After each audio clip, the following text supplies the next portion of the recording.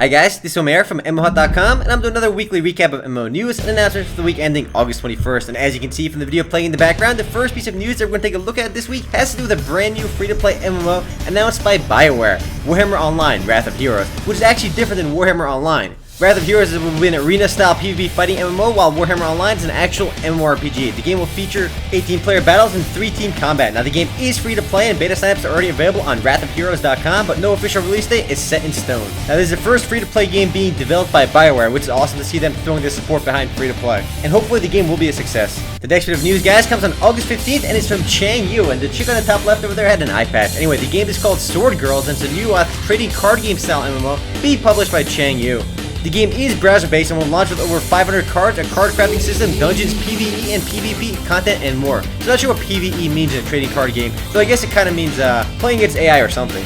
The game itself, again, will be browser-based, and closed beta begins on October 12th. So it's still a whiles away. The next bit of news, guys, comes on August 16th, and it's from Wargaming, the same guys behind World of Tanks and the newly announced World of Warplanes. The news is that they announced another brand new game, this time called World of Battleships. So it looks like Wargaming is finishing off their trilogy with World of Tanks, World of Warplanes, and now World of Battleships. So you can fight on land, air, and sea. The video you're seeing right now in the background is the official trailer for the game, which was released in Gamescom. Too bad the actual trailer has no actual gameplay in it. It's just some random like CGI cutscenes or something, I don't even know. And in case the name couldn't give it away, it's basically World of Tanks but with battleships, so it'll be competing with Navy Field. Now the game was just announced, so there is no release date set in stone. Next up, guys, yet another new free-to-play MMORPG has been announced at Gamescom. The game is by Frogster, and the game is called Eligium, if I'm saying that correctly, and the game will feature 4 races: humans, elves, Sylvia, and Panda. Not sure why Panda's a race. As well as 5 classes: warrior, hunter, druid, mage, and fighter. Open world bosses, group instances and dungeons, PvP, guild wars, and faction wars, player housing, mounts,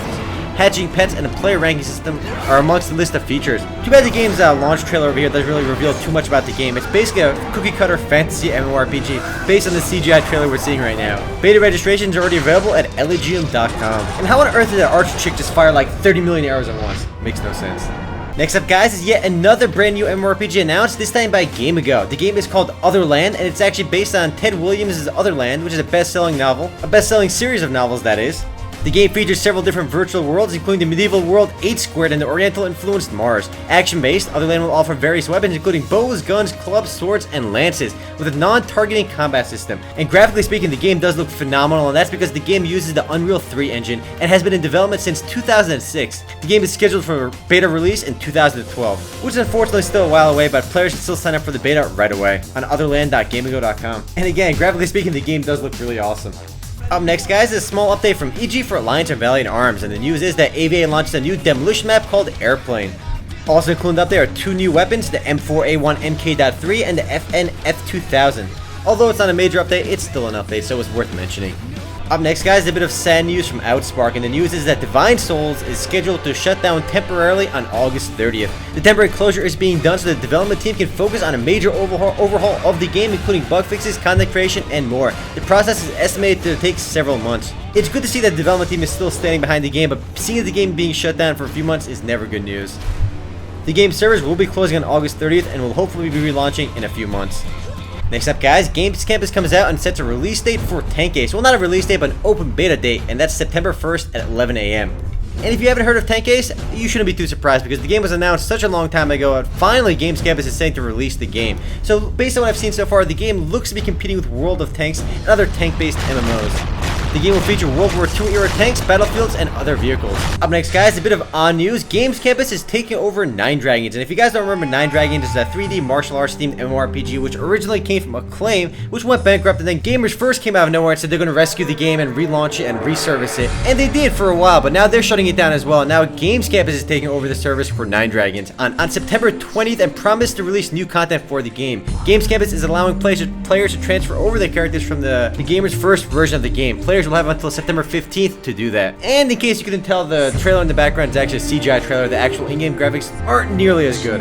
Along with the announcement to republish the game through Games Campus, they came out and said they'll be updating the game with new class balances, game guard integration, return of Storm vs. Storm, and many other features, and new things. Also new this week, guys, Dragon Nest adds player versus player arena combat for players above level 10. Dragon Nest is a new 3D, cartoony, anime-inspired fantasy action MMORPG by Nexon. Players who compete in PvP gain arena XP, ranks, and medals, the latter of which can be exchanged for crafting materials and luster pouches. A ladder system will also be added in a future update. PvP modes support anywhere from 2 to 16 players. The trailer you're seeing in the background isn't really the PvP trailer, but it's actually a really cool trailer for Dragon Nest, and I chose to use it because it looks awesome. At least I think so, and that's what matters. Next up, guys, yet another brand new MMO was announced this week. This time it's called Hedone. It's a new FPS game developed by a company called Eligium. The news is actually that the official website for the game launched, and it's called Hedone.tv, and the game's first beta is scheduled to begin on August 24th. The video playing in the background was the official launch trailer for the game, but don't pay too much attention to it because there's no actual gameplay in it. It's just really random story stuff right now. Basically, the game is an FPS game where the players are fighting for fame in a combat game show, which actually sounds kind of cool. I mean, if the Olympics had like dueling in it or like killing each other, that'd be kind of cool. At least I think so. Anyway, the game is supposed to have a lot of player customization stuff, but we'll see what the game is about when it actually launches. Well, guys, that's it for MMO news, but as for upcoming games, I have nothing on my radar. But as for games recently launched, we have several games to look at, and the first one is Bright Shadow, which began its open beta on August 16th, and as of the open beta, there is no more character wipes, and the game is being published by BeanFun on BrightShadowOnline.com. For those who remember, the game used to be available on GamePot USA, but they shut the game down, and it looks like BeanFun relaunched it.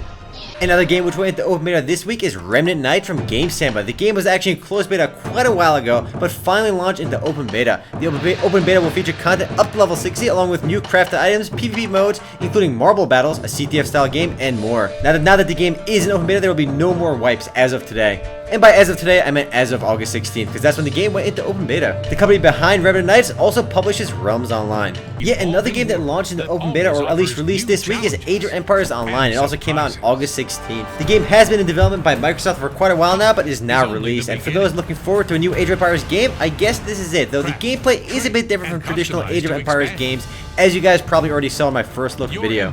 Fans of the series will probably still want to give the game a try though, even though it is a bit different.